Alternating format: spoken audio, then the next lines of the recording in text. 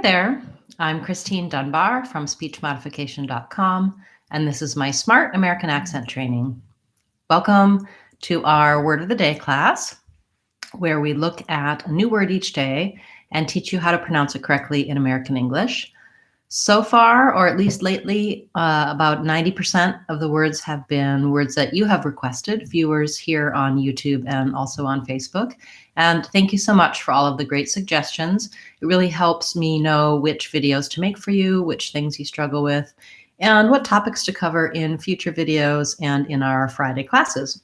So today's request was about two words. And our viewer was saying that these two words sound very similar to him. So it was the words steady and study.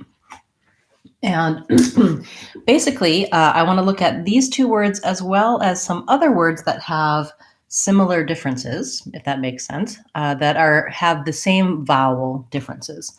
So the primary difference between these two between these two words is in the vowel sounds. The spelling of these vowels may be a little bit confusing, so I want to give you an anchor point to compare to. In the word steady, we have vowel eh, which looks like that in the dictionary. Some dictionaries might mark it like this. I typically use this one, and it's in the word red. And I use the anchor words red tent. So if you're familiar with my vowel videos on my vowel playlist, or my online courses, you know that I give you some words to compare to so that you can hear and listen for the vowels and words. So steady has the red tent vowel, red, stead. I can use that to match and see if I'm hearing those vowels the same. And I might want to rewrite it with just an E or with two Ds and an E, because this would be more typical of our spelling rules in English. EA is often an E sound, like in read, or in T, and so that might be confusing to you. Then let's look at the word study. This has the vowel schwa, which you'll see written as that in this kind of stressed context, and like that in an unstressed context. And the anchor words I use for that are such and fun, because they typically have the U, letter U spelling. And in this case, study matches the spelling rules. You could, if it helps you, rewrite it like that. And we do have a phrase called study buddy, someone you get together with to study with. And maybe that will help you match the vowels.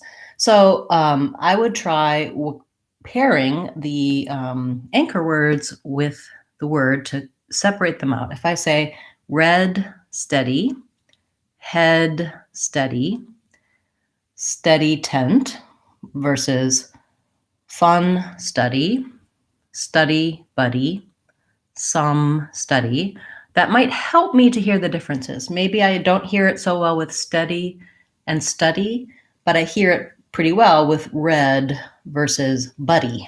I'm not going to hear or red versus steady. That makes it easier and clearer when the other sounds are different.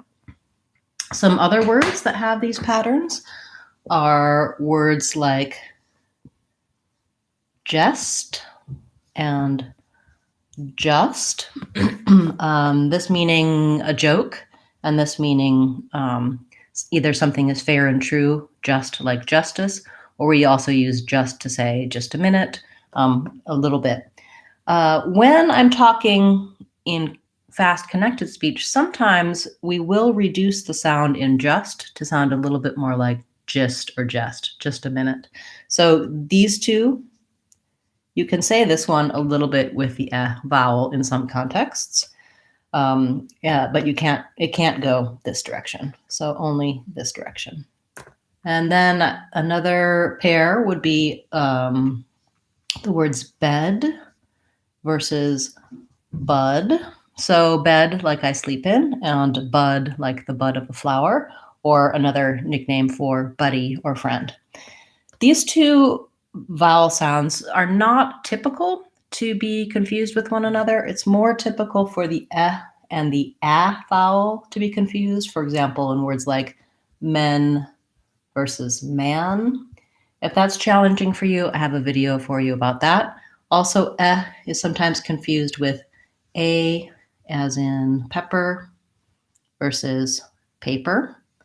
I have a video for that as well. So oftentimes you'll have a similar vowel in your native language, and it's hard for you to hear this lax central front vowel because you don't have it in your native language. You're more likely to have an A, single A, or you have neither a nor a or and it's difficult to tell the difference between those two because they're both in the front. And that's challenging. So that's another help for you.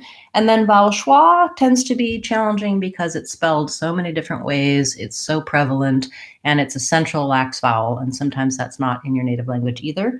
The most typical error patterns for that would be to do more of an tense and more open vowel. So I do have some videos that show you words with versus for example, hut versus hot. You can see some free lessons for that on speechmodification.com as well if you go to my free practice materials. So that's kind of a lot of information. You can tell my board is very busy here. I would say for these words, as with any, you want to start to try to use them in some short sentences and phrases so that you can make them different. The good news is that even if I have a little trouble between those vowels, the context of my sentence is almost always gonna tell someone whether I'm saying steady or study. So if I'm saying something like, I'd like to please hold that steady, versus I'm gonna go to the library to study, the context is always gonna be able to tell your listener which word you're saying. Thanks so much for that suggestion, and for the other suggestions, I have a long list of videos to make. If you have a request or a question, please feel free to leave it in the comments for this video or any of my videos. And you can see the full playlist for the Words of the Day playlist on our channel page, Speech Modification Seattle. I think we've been doing this for possibly almost 50 days now, so there's quite a few words there. I also have a number of videos that are not part of the Word of the Day series, but that explain the pronunciation for challenging words like world or girl or rural, other things that have been requested over the years. If you're not finding what you're looking for, leave me a comment with your question, and I'll make sure that I reply to that and tell you where you can find the lesson or video to answer your question. We'll be back again tomorrow with tomorrow's word of the day and the next day and the next day. Looking forward to seeing you then. I'm Christine Dunbar from speechmodification.com. Remember, if you want to sound American, you can do it. speechmodification.com.